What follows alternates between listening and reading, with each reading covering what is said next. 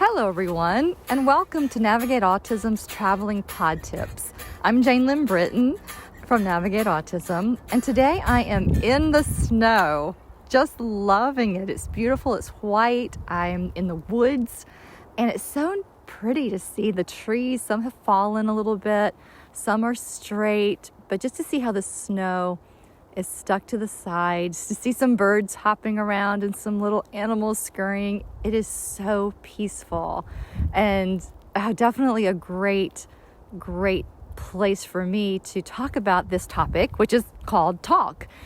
This topic actually has two parts. It's obviously about our children and their talking, but it's also about us as parents. And maybe you never thought about how your talking affects them, but many times it can. And this was new to me, but it was so interesting. So I'm going to start with that aspect. I always just wanted William to talk. I still do, and he's not nonverbal, but he's not really considered a talker. Definitely, we've looked at lots of different communication devices and mechanisms, but I really want him to talk and want to just give him the opportunity, really. And if it's going to happen, I want to make sure I'm giving him the opportunity to learn. But what I have found in many of those times and how I've tried to inspire him and motivate him and make fun activities around it, I realized much of the time I was talking so much, he never had a chance to try to say anything.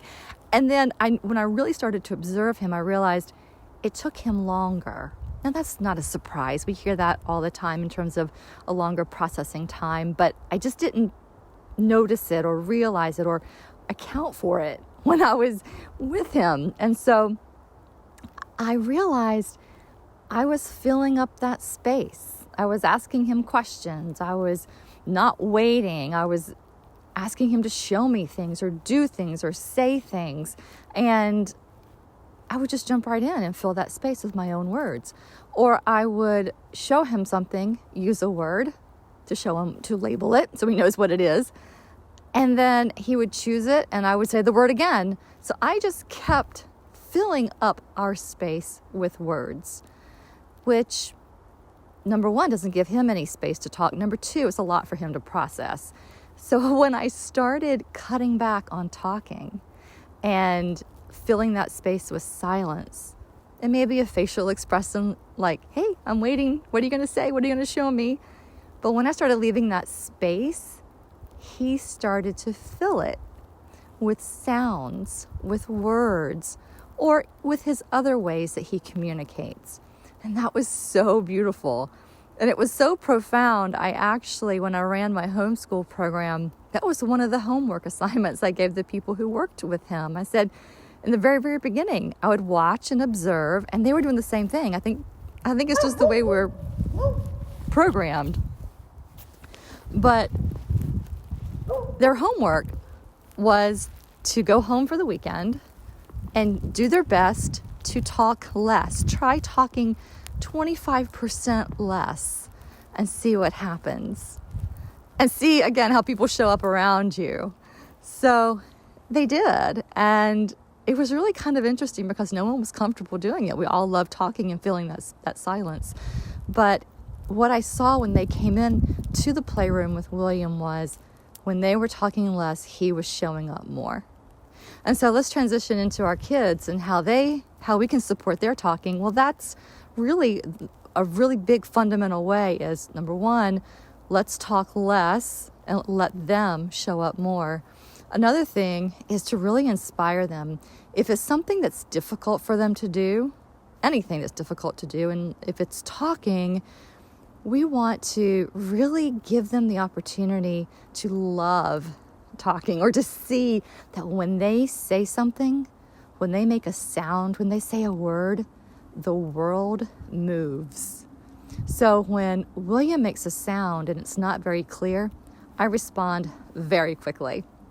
I want him to see you make a sound, you get what you want, or something happens because you initiated that, you made that sound. It's worth all that effort.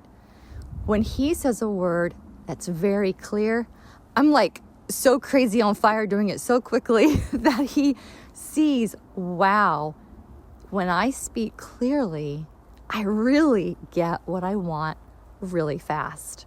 Again, that's another great way to inspire them. So thinking about our children, how we can inspire them, how we can give them space to communicate and hopefully talk, how we can respond quickly and super fast when it's really clear.